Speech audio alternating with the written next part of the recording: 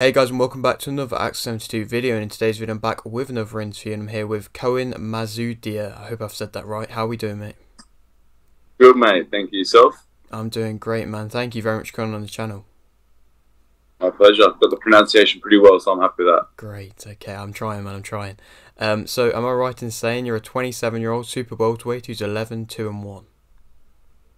Correct. Great, okay, and so if you are new around here and you haven't subscribed, please do so. Like the video if you're doing like the video, and let's get straight into it. So, I'm going to start off with a question which I always like to start off with, and that is, why did you start boxing?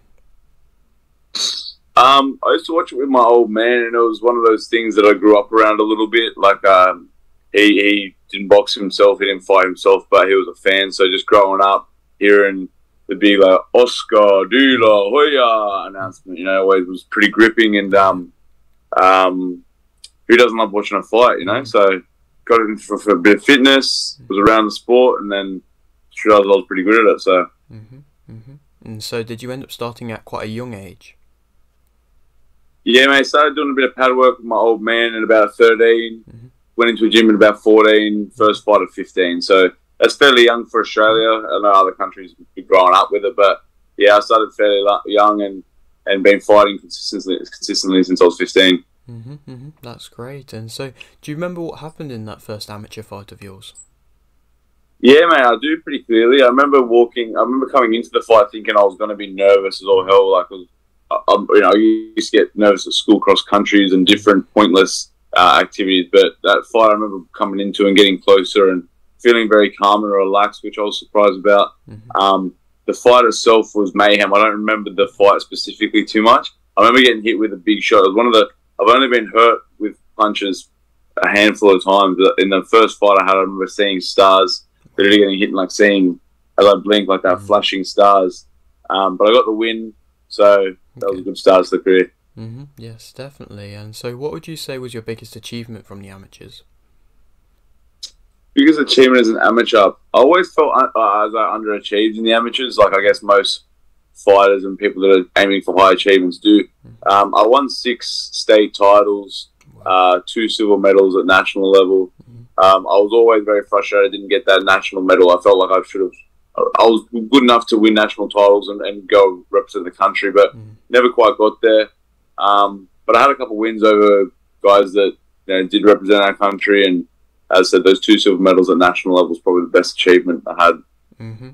And so maybe, I don't know how involved you are with the amateurs now, but possibly if you do look into the amateurs now, is there a bit much of a change between when you were in the amateurs and what the amateurs are like now in Australia? Yeah, big time, big time. When I was fighting, it was still the point scoring system. So each clean landed shot was 1 point. So it was very much like tight guard, upright boxer, in and out stuff. Very like amateur specific style where you watch now and they're a lot more lenient with the ruling, and it's a 10-9 sort of professional system. So it would have suited me a lot more now, this system. I'm a bit more, I've always been a bit more professional sort of style fighter.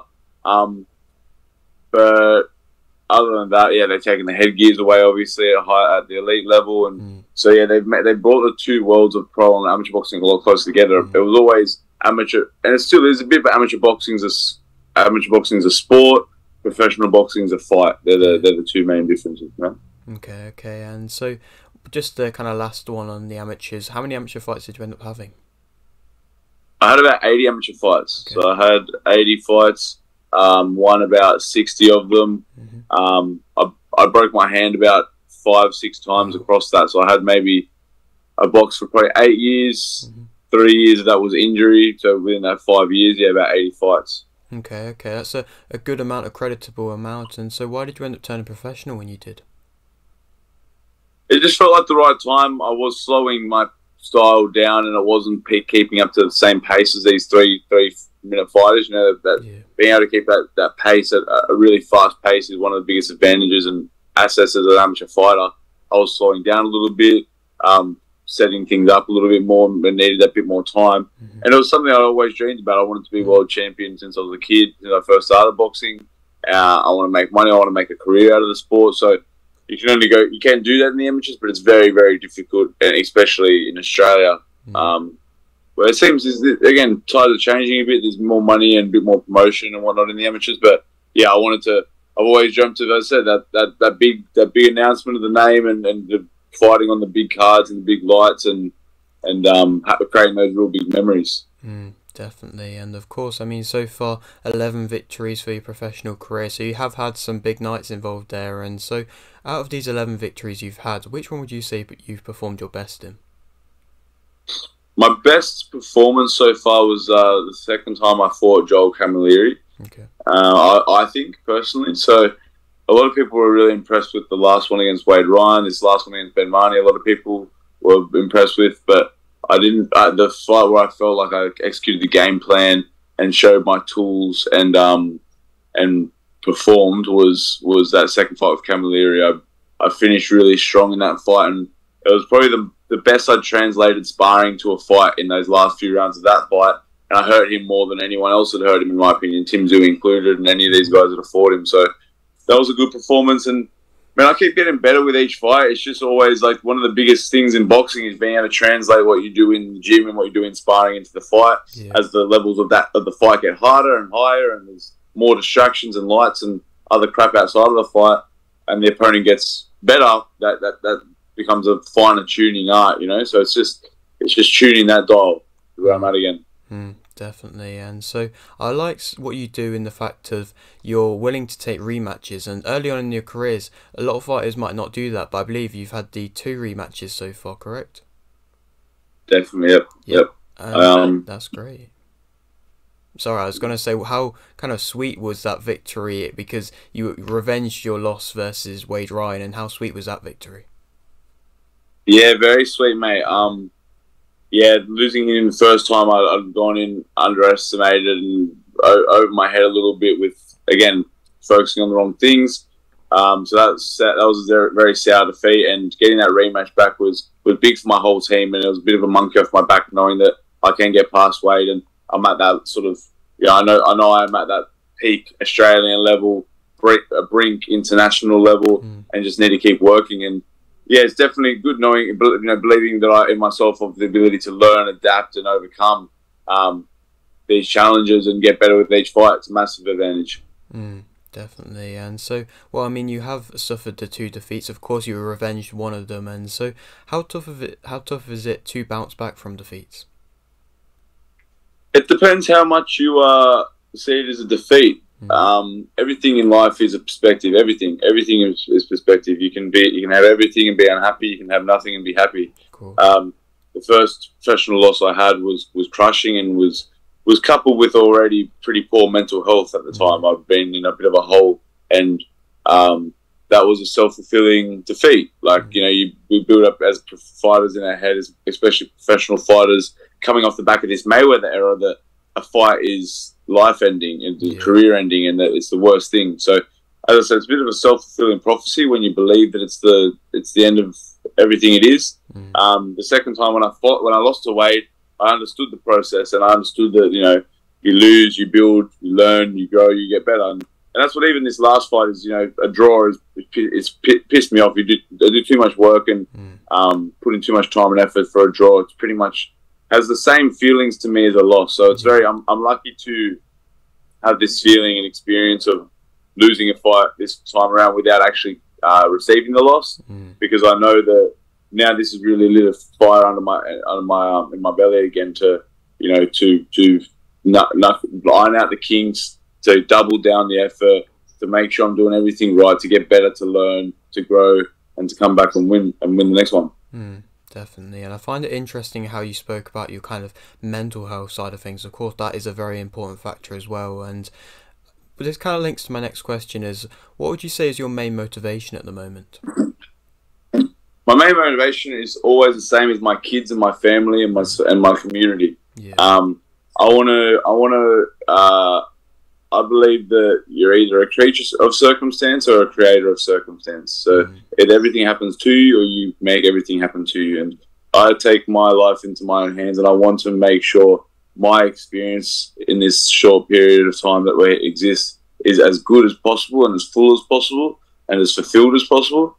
And that my loved ones, my closest family and friends and people who I love and put that time and effort in have the same enhanced experience. You know, I have 2 little babies, so making as much money, showing as much as a man and as a person as I can to my kids of how to live, as well as I said, live a great fun life with my family. They're my biggest motivators. You know, so all the boxing, the titles, the trophies, the belts, the fame, all that shit comes off. That's all just filters off that. Yeah. Yeah, no, that's great. And well, I mean, you have just recently fought on the weekend, and of course you did, I suppose, suffer that draw. It's like you said, it was a bit, you can't really say too much in response to a draw, but do you have a possible date of when you might be back fighting again? And if so, will it be against Ben Mahoney?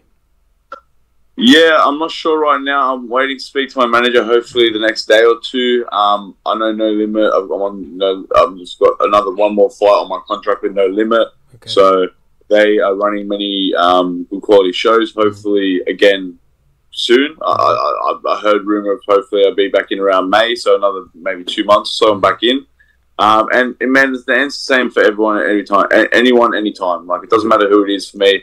If it makes sense for my career, if it makes some dollars. If it doesn't, I don't care. I'm going to get in there and try to rip their head off. So I'd like a rematch with Ben Mahoney, and it has to happen, in my opinion, at some point to cement who's the number one.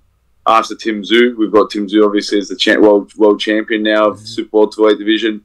Me and Ben are number 1 and 2, so that has to happen at another point, in my opinion. Whether it makes sense to go do our own things and build it up into a big Australian rematch down the track. My attitude is always like, I want to fight the best person in front of me and clear out my division. So we'll see what happens. Okay, and we'll speak a little bit more about Tim Tszyu a little bit further along. But just for anybody who's not watched you fight before and might want to come and watch your next fight, what would you say makes yourself interesting as a fighter? I come in real, man. I come in real. Not many fighters are real. Not many people are real. They're not true to themselves. They're not true to the sport. I come in as who I am, come in as hard as I can, and come to entertain, you know? Like, I'm coming for the heart.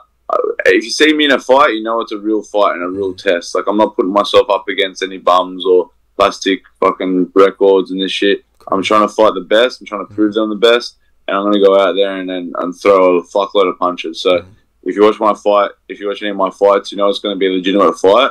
You're going to see skill, and you're going to see someone who's coming to win as best they possibly can, throwing lots of punches, trying to look for the knockout, maybe getting hit with a couple of good ones myself. So it's always going to be an entertaining night and a fan-friendly fight, as well as a boxing display.